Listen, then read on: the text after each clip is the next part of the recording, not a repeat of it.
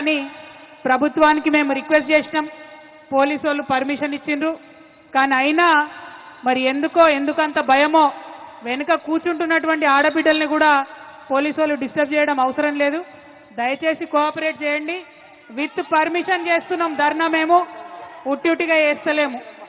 రెండవది, జిల్లాల నుండి వచ్చేటటువంటి మా నాయకుల్ని మీరు బైండ్ ఓవర్ కావాలని చెప్పి బలవంతంగా పోలీస్ స్టేషన్లకు తీసుకెళ్లడం, మంచిర్యాల్ మా పెద్దపల్లి జిల్లా అధ్యక్షుని, అట్లానే మా కందుల ప్రశాంత్ని, ఇట్లాంటి వాళ్ళందరినీ మంచిర్యాల రామగుండ జిల్లాల్లో మరి బైండ్ ఓవర్ కావాలని ఫోర్స్ చేస్తున్నటువంటి కండెం సురేష్ గారిని అందరినీ కూడా అరెస్ట్ చేస్తూ ఉన్నారు. ఇది కరెక్ట్ కాదు. ప్రభుత్వం పర్మిషన్ ఇస్తే ప్రజాస్వామ్యం ప్రజాపాలన అని చెప్పుకుంటున్నారు. మా వాయిస్ వినిపించనియాలి. అంత భయం అయితే పర్మిషన్ ఇవ్వకండి.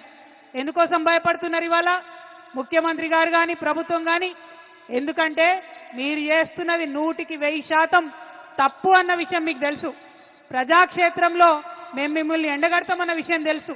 అందుకే ఇవాళ చేస్తున్నటువంటి ప్రజాస్వామ్యబద్ధంగా చేస్తున్నటువంటి ధర్నాను మీరు అడ్డుకోవాలని చూస్తూ ఉన్నారు. ఊరుకునేది లేదు. మీరు మమ్మల్ని ఇక్కడ అడ్డం పడితే హైదరాబాద్లో చేయనీయకపోతే జిల్లా పోతాం బిడ్డ, గల్లీ తిరుగుతాం. మీరు చేస్తున్నటువంటి అన్యాయాన్ని వివరించి చెప్తామని కూడా ఈ సందర్భంగా ప్రభుత్వాన్ని మేము హెచ్చరిక చేస్తూ ఉన్నాం. ఏం తప్పు చేసిరు కేసీఆర్ గారు? నీళ్ళు ఇవ్వడం ఆయన చేసినటువంటి తప్ప, నిధులు తీసుకురావడం ఆయన చేసినటువంటి తప్ప, కేసీఆర్ కిట్ ఇవ్వడం ఆయన చేసినటువంటి తప్ప, అభివృద్ధి పదంలో తెలంగాణను దేశంలో నంబర్ 1గా నిలబెట్టడం తప్ప ఏం తప్పు? ఎందుకోసం నోటీసులు ఇచ్చిరని ఇవాళ తెలంగాణ జాగృతి తరఫున, యావత్ తెలంగాణ సమాజం తరఫున నేను కాంగ్రెస్ ప్రభుత్వాన్ని ప్రశ్నిస్తా ఉన్నాను. కాళేశ్వరం ప్రాజెక్ట్ అంటే కేవలం 3 బెరాజులేనా? కాళేశ్వరం ప్రాజెక్ట్ అంటే కేవలం 3 బెరాజులే అని చెప్పి మీరు ఒక కాంగ్రెస్ కమిషన్ వేసిండ్రు. అది జ్యుడిషియల్ కమిషన్ కాదు, ఏం కాదు.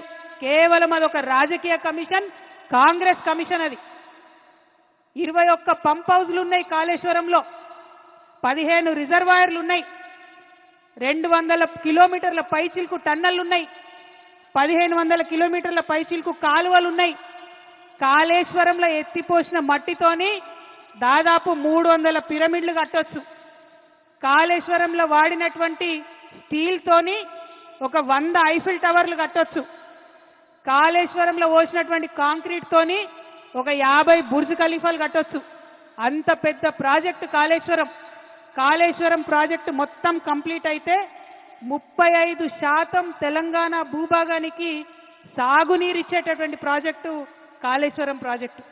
40 టీఎంసీలతోని శాశ్వతంగా హైదరాబాద్కు మంచినీళ్ళు ఇచ్చేటటువంటి ప్రాజెక్టు కాళేశ్వరం ప్రాజెక్టు. 16 టీఎంసీలతోని మన పరిశ్రమలన్నిటికీ కూడా నీళ్ళు ఇచ్చేటటువంటి ప్రాజెక్టు కాళేశ్వరం ప్రాజెక్టు. ఇన్ని ప్రయోజనాలు ఉన్న ప్రాజెక్టు, ఒక నదిని మొత్తం ఎత్తిపోసినటువంటి ప్రాజెక్టు, ఎక్కడో 90 మీటర్ల